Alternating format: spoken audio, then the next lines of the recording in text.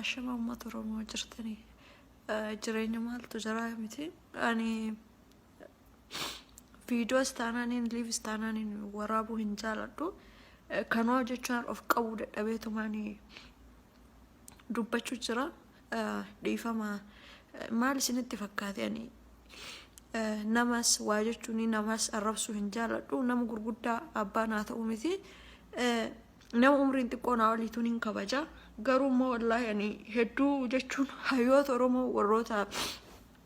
biyya namaa jiran jechuun hedduu tokko aariitti qaba jechuun osoo isin har'a erga gaafa Jawaar hidhameera osoo isin gabbaatanii har'a tarsiimoo tokko uumtanii osoo hayyuu jabaa tokko of keessaa filattanii gabbaastanii kan qeerroo hoggan osoo isin gootanii osoo isin qeerroon karaa kanaan qabsoo karaa kanaan qabsaa karaa kanaan hayyuu keessan baafadha akkanatti deemaa hottanii osoo isin qeerroo ajajjee hin jettanii silaa Jawaar faanti hanga har'amanidha keessa hin gan Jawaar faanti erga hidhamanii ji'a tokkoo fi torbee lama gahanii jiran jechuun ji'a lamaaf deemaa jiran jechuudha torbee lama caalanii jiranii salphinni kun wallaahi ani Jawaar jechuudha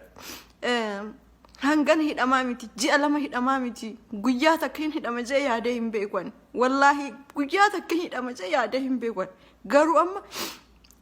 ji'a lamaaf deemaa jira salphinni kun salphinni guddaa osoo Jawaar saba biraa ta'e qaata mana hidhaa miti xiqqoo caafiin takka waan takka sarra geettee jennaaniin qaata jechuun biyyu ani gaafa Jawaar hidhame sanii guyyaa san mana hidhaa bulee bariisaa sanii manni hidhaa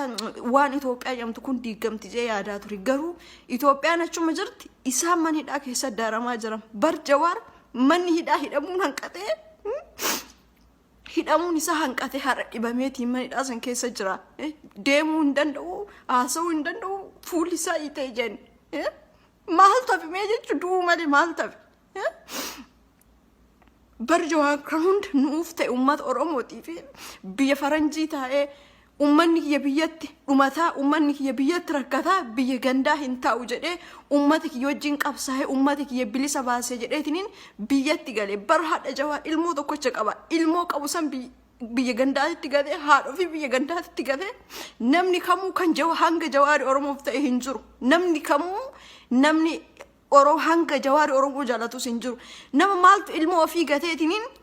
haadha warraa ofii gatee biyyatti galee nuuf jecha har'a salphatee mana hidhaa keessatti boru mana murtiiti boru akkasii oliiga oofanii dadhabanii osjecha oofanii dadhabanii maaltu beeku osoo summii nyaachisanii beekama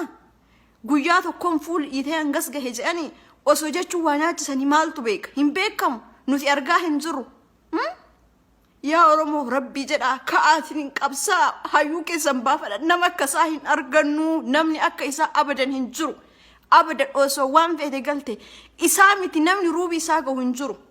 warrummaan hayyoota Oromoo ofiin jedhu kunniin warrummaan qabsaa ofiin jedhu kun namni isa gahu hin jiru yoo dhugaa dubbanneetiin hin jeen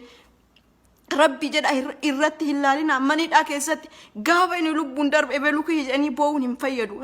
yoo inni jiru hayyuu keessa yoo inni lubbuun jiru jabeeffadhaa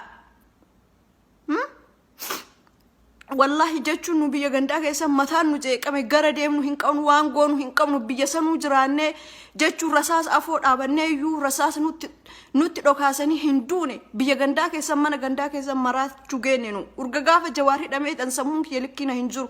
bariisaa boo guyyaa boo halkan boo yeroo hunda boo'icha salphina guddaadha kun Oromoo ammas taanaaniin guyyaa tokko qofa iyyanii Jawaar hidhame hamma feesuuni kun Jawaar hidhame maal jedhanii forofaalii kun godhate kun boo'icha kun qofti faayidaa hin qabu qabsaa'uudha qeerroo jechuun bakka miliyoona 50tu jira yan Oromoon miliyoona 50tu jira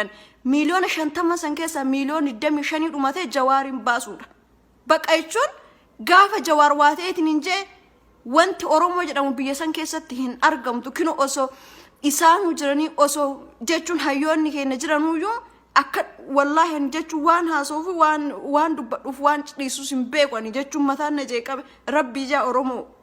gubanne wallahi garaan ibiddi nutti qabatee jira mana gandaa keessatti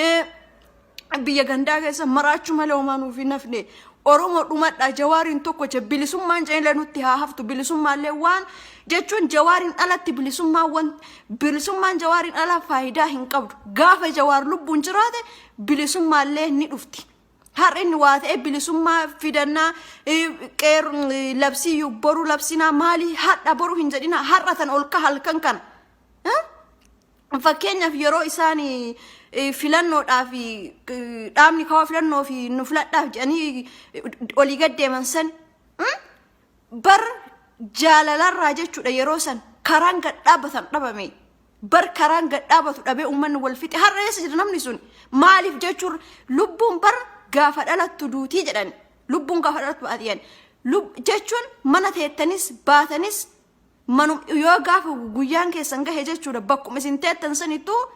ni baati lubbuun teessan garuu immoo gadi baha hayyuu keessan baafadha seenaa dalagaa yoo duutanis seenaan isiniif haa galmaa'u ani jechuun mataan na jeeqame wallaahi jechuun maraachuu